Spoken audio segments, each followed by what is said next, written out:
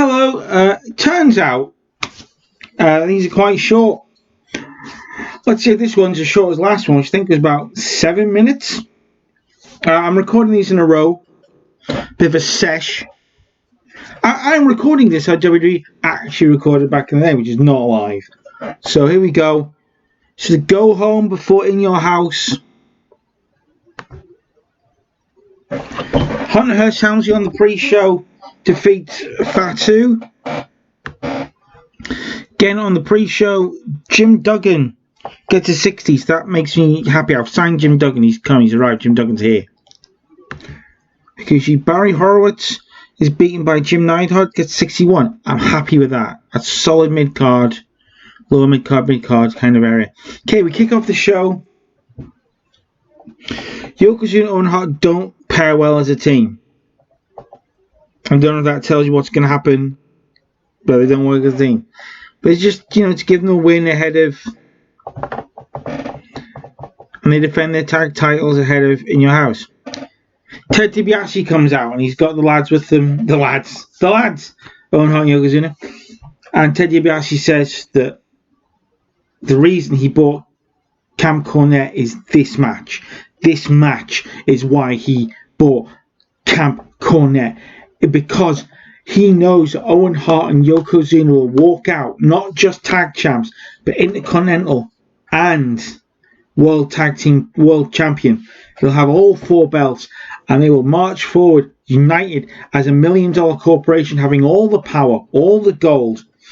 Diesel and Shawn Michaels come out and there's a stare down between the two where officials come out and they get between them. And Diesel just... I don't know. See, I kind of like them to too sweet. They just too sweet each other and go back. They're confident. They know they're going to win. There's no fear in these guys. The next, you get Ahmed Johnson taking the British Bulldog at 69. Ahmed Johnson is 53, British Bulldog at 73. After the match, Ron Simmons comes out and he gets in Ahmed Johnson's face and tells him, basically, this Sunday, you're going to learn what a real man is. This Sunday, you're going to find out who I am. I'm Ron Simmons. I've been a world champion. You will respect me for that. I will teach you a lesson in respect.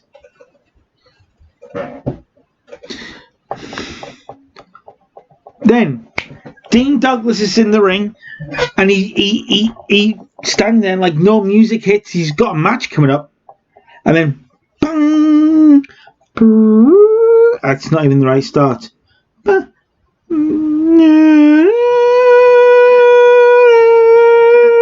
Roughly, and probably got it really wrong. And out comes Goldust, and Goldust gets in the ring, and Dean Douglas is like, what is going on? Come on, Dustin. And he's talking to Dustin, and Goldust is like ignoring him, and what's going on here? And Dustin pelts him in the nuts, and the match starts, and they're having a back and forward match, and Dean Douglas is starting to get annoyed, and he starts really going at it with Goldust until Goldust gets himself intentionally disqualified by giving him that Goldust low blow right in the front of the referee. The referee's like, what? Ring the bell. It's disqualified, and Goldust walks away with Dean Douglas just cupping himself like, why?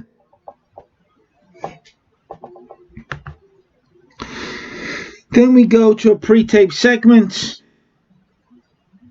It's a spooky graveyard, blah, blah, blah, blah. Undertaker's pallbearer. Undertaker warns King Mo that this Sunday he will rest in peace. Then we get a match, 75. I'll take it. Undertaker, apparently he's not suited to his gimmick. Whatever. It's just not true. Right? King Kong Bundy, Undertaker. Undertaker takes down King Kong Bundy really quickly, 5 minutes 42 with a chokeslam. Undertaker's in the ring. King Kong Bundy gets up, goes to attack him, and out comes King Mabel. King Mabel and King Kong Bundy attack the Undertaker at the same time. Kind of slightly beating down the Undertaker and leaving him in a heap. The lights go out, and the lights come back on. Undertaker is gone, and King Kong Bundy, and you hear a voice. Mabel, prepare to rest in peace. Lights go out, lights come back on again. Undertaker's at the top of the ramp. He points at Mabel. Lights go out, lights come out, he's gone. Spooky Undertaker, spooky, spooky, spooky. In our main event, it's not as good as I thought it was going to be, because I didn't have much time. I need to up the thing. Razor Ramon defeats Psycho Sid in 7 minutes 12 with a Razor's Edge. We end the show, Razor Ramon pick up the win over Psycho Sid. Get a 78. See, I need to up this. It's like, it's crazy. You can't do an hour because I'm trying to. You can't. It's 1995. You don't get Raw main events that are like Bret Hart, Shawn Michaels. You don't get it. So it's a difficult one. Okay, the next episode is going to be. In fact, we'll do it on this episode. We'll do it in your house right now. Okay, so here we go. We're going to run in your house. See how this goes. I booked some pre-show. I don't think I booked enough angles, although it tells you that I have. So again, it's an issue we have. Here we go. Here we go. Let's go to the pre-show. So we open up on the pre-show with the Smoking Guns taking down the Headhunters. Headhunters are not great, but they're improving. So then we have Chains Down and Bone defeating the Public Enemy. That's great. That's 67 I'm fine with. Greg Valentine versus Jim Duggan. It's like the 80s are back. And Marty Jannetty beats Rick Martel. We have a show intro video, like in all shows, there's a little introductory video, blah, blah, blah, blah. I like to do this because it's a nice way of, I'm not going to lie, it's a nice way of putting a high segment on there in a realistic way. So show intro, we use our top 8 of our top guys for the night, set up the matches. We kick off with the 1-2-3 Kid versus Goldust. Goldust beats 1-2-3 Kid with a bulldog. Then Dean Douglas comes out and he gets in the face of Goldust and he's like, I don't understand what's going on. He pulls off the wig and of course all his faceplate kind of goes like, you're Dustin Rhodes. And he just pushes him and walks away. It's like, then Dean Douglas has a match against Razor Ramon. He gets an 82. Mwah. It ends when Goldust comes down, nails Dean Douglas with his referee turns, nails Dean Douglas in the nuts, and hides. And Dean Douglas costs Goldust cost Dean Douglas the match against Razor Ramon. In the next match, Psycho Sid beats Henry R. Godwin. Henry R. Godwin in about 4 minutes. It's a squash match.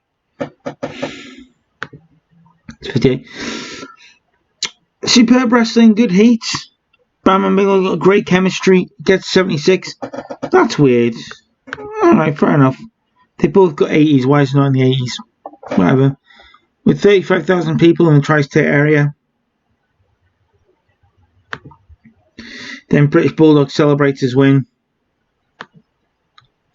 Fat 2 against Hunter Hearst Helmsley. This really should have been on the pre-show. Yeah. Ron Simmons defeats Ahmed Johnson with the Dominator. Oh dear. Bad match. Bob Backlund. In 15 minutes away. Bret Hart beats Bob Backlund with a sharpshooter, gets an 80. Excellent. And Bret Hart celebrating that, gets a 90. So I'm very happy with that. Then King Mabel versus The Undertaker in 11 minutes 15.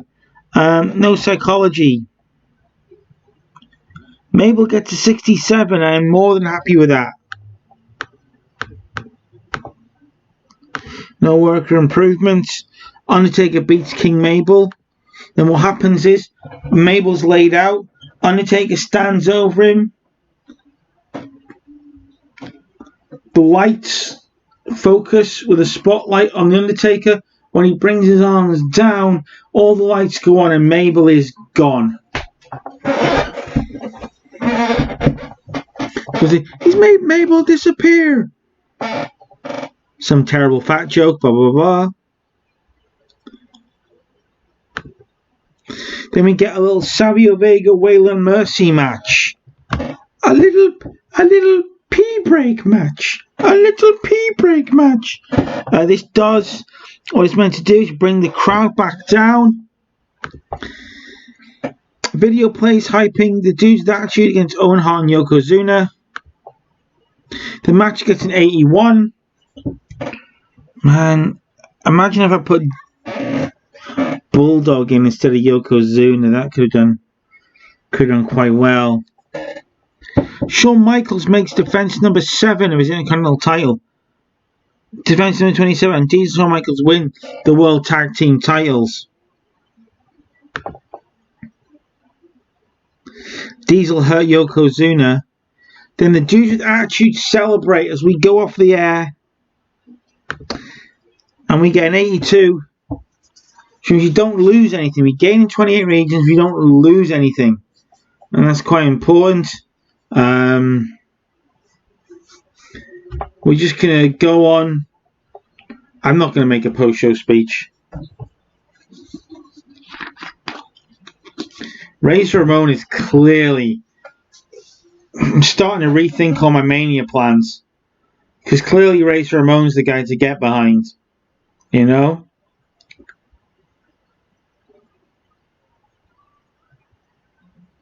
Now, as far as I'm concerned, we're free. We've had some little bits and pieces we're building up ourselves. We're building up Dean Douglas and Goldust. We're doing a couple of things that are ours. But now we're kind of free from anything that was going on. You know? We can now move everybody on and do entirely my own thing. Decisions. Incident involving Sid Vicious. A soft drug user. I'm going to send him to rehab. He's gone to rehab. Yokozuna's injured. Viewer's choice are unhappy. TV rating, we did 1.44 on TV. We did a 0.090 on pay-per-view. Last month he made a 1.2 million profit. Diesel has morale issues. Let's make that go away with a lovely 100k bonus. So we can afford it. Let's see what they're saying about it. Hulk Warrior moves on. Benoit's gone from there. Like the majority of the show. Let's compare that. You've always got to compare it, I think, with WCW's pay-per-view. So let's do that quickly. Fall Brawl. So their main event was Hogan defeating Flair, got a 97. Sting defeated DDP, Harlem Heat defeated Men at Work, Renegade defeating Kamala, Bunkhouse and Dick Slater, Nobs, Dave Sullivan against the Blue Bloods. Yeah. They probably had a better shot. National battles. The gap is widening. That's the worry. The gap is widening.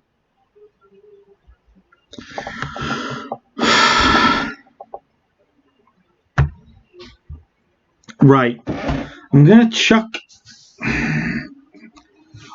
we need to do something here, because storylines, oh well, I'm going to move forward now. We've got a bunch of stuff happening that's going to happen over the next few months. That's going to happen the next 2 months leading into Survivor Series. Obviously, the only thing we do know is that Bret Hart is taking on Diesel. Well, taking on the champion of Survivor Series. If it's still Diesel, it's still Diesel. That's the only thing we know about Survivor Series. Then we'll have a bunch of matches. Obviously, it's wrestling.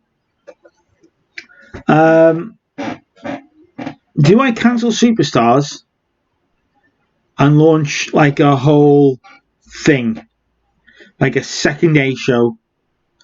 Here's my thought, and it's something that I've tried again and again in my own saves off camera and whatnot. I think it might work logically here. Is that we're worried about WCW, right? Nitro is becoming a thing. So let's take Raw to an hour and a half. But we've got such a big roster now, and we really need to start making guys significant. An hour of important TV a week is not enough. An hour and a half is really not enough.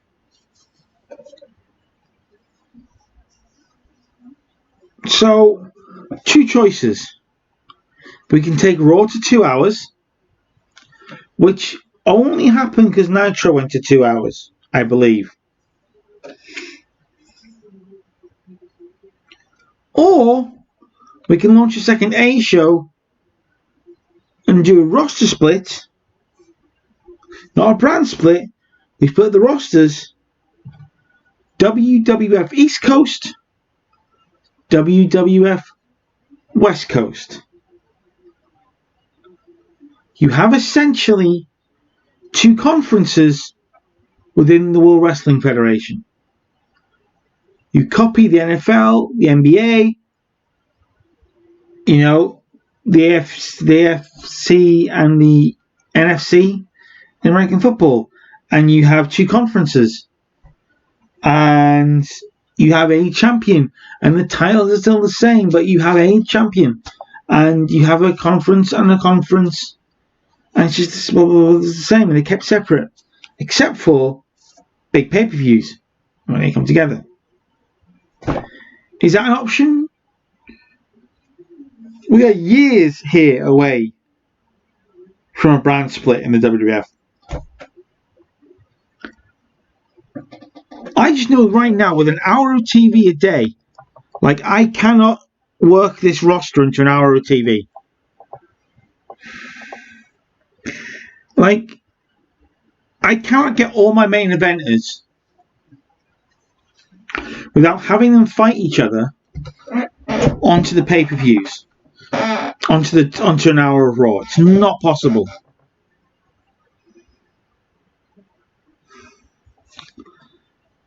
This is why I hate going I'm not a big fan of going a company like this, because you come in and you've got months of just getting your stuff together. Whereas if you start at a smaller company and you grow to this point, you know exactly who your main event guys are. You know exactly who does well with each other. You know where the segments are. You know where you can put a segment. You know where. You know everything about your product. I don't know that yet about this. Anyway, I'll see you for the next episode when we start on the road to Survivor Series. Well, I know we've got In Your House 4, but whatever. We're building to Survivor Series.